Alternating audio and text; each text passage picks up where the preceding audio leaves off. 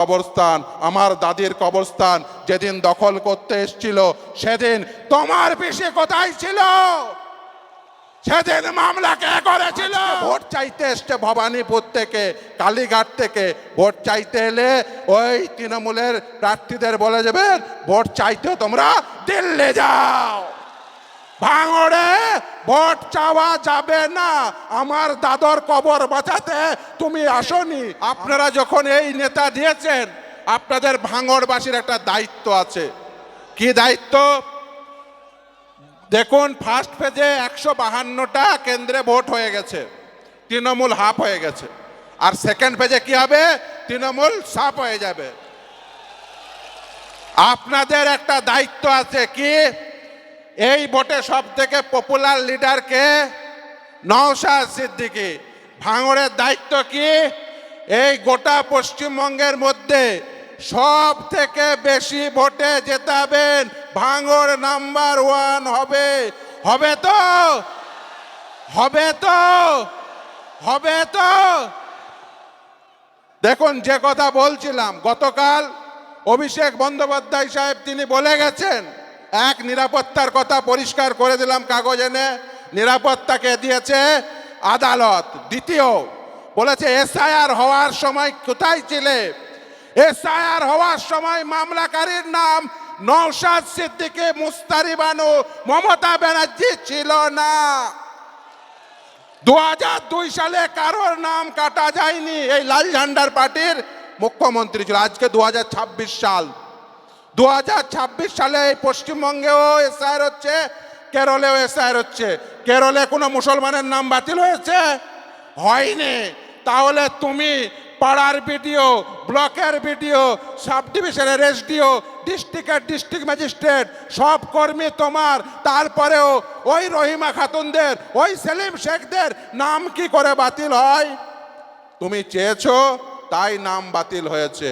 তুমি প্রথমে বলেছিলে এসআইআর হবে না, তারপরে সবাইকে দিয়ে এনুমারেশন ফর্ম ফিল আপ করানোর আগে নিজে এনুমারেশন ফর্ম ফিল আপ করেছো।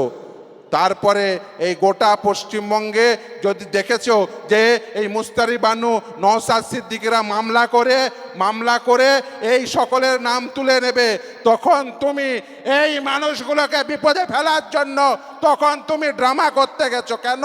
তার কারণ জজদের সামনে দেখাতে গেছো রাজ্য সরকারের সাথে নির্বাচন কমিশনের লড়াই চলছে। ওই করতে গিয়েই তো 700 বিচারক নিয়োগ হয়েছে। তার মধ্যে 200 বিচারক উড়িষ্যা ঝাড়খণ্ডের বিচারক বাংলার নাম বুঝবে? বুঝবে না। এই করতে গিয়ে তো ফাঁসিয়েছে মমতা ব্যানার্জি। ওকে ফাঁসানো করিয়েছে কে? আরএসএস। ওকে ফাঁসানো করিয়েছে আরএসএস। দেখুন, আপনাদের মনে থাকবে যে ওয়াকফের সময় কি হয়েছিল।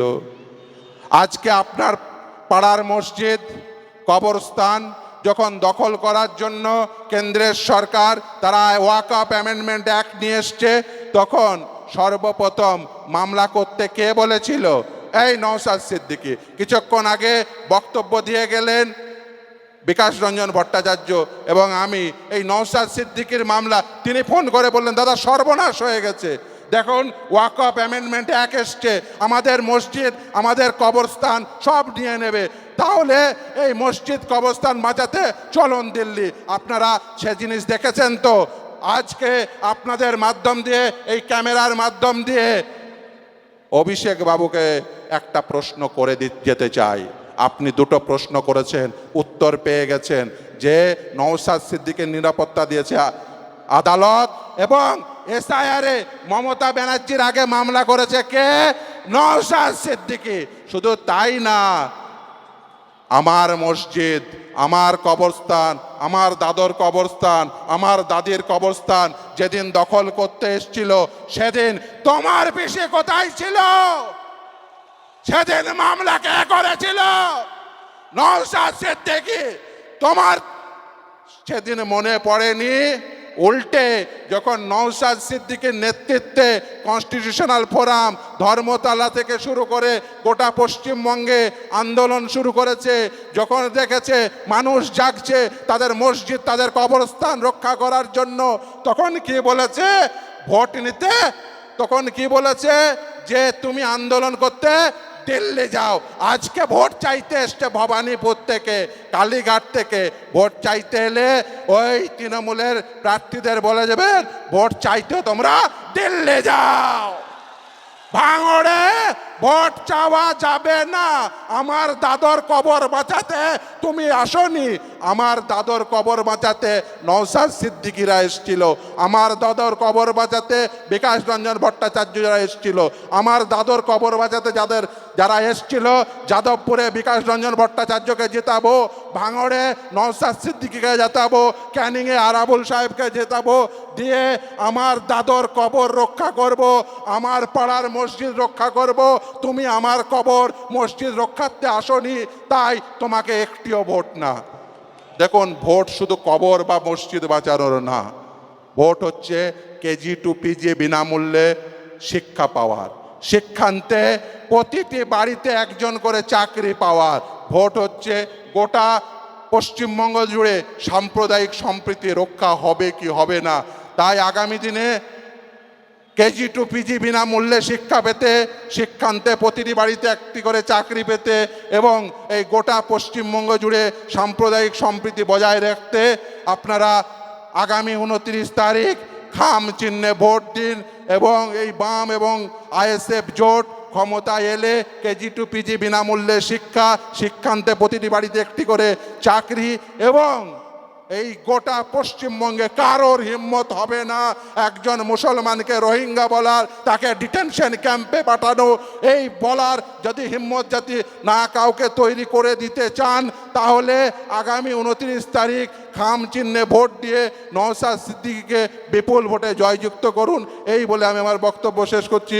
ইনকিলাব জিন্দাবাদ। আর আপনাদের শেষে যে কথা বলে গেছি, দেখুন আমি এসছি কিন্তু ওই যাদবপুর কেন্দ্র থেকেই। আমি কিন্তু আপনাদের কাছে এই প্রত্যাশা করি যে আপনারা কিন্তু এমন লিডার তৈরি করেছেন যে আপনারা ভোট দিয়ে গোটা পশ্চিমবঙ্গ তাকে নয়নের মণি মনে করছে। এখন এই নয়নের মণিকে সর্বোচ্চ ভোটে জেতানোর দায়িত্ব কার? ভাঙড়বাসীর। জেতাবেন তো? সকলে ভালো থাকবেন। ইনকিলাব জিন্দাবাদ। অসংখ্য ধন্যবাদ।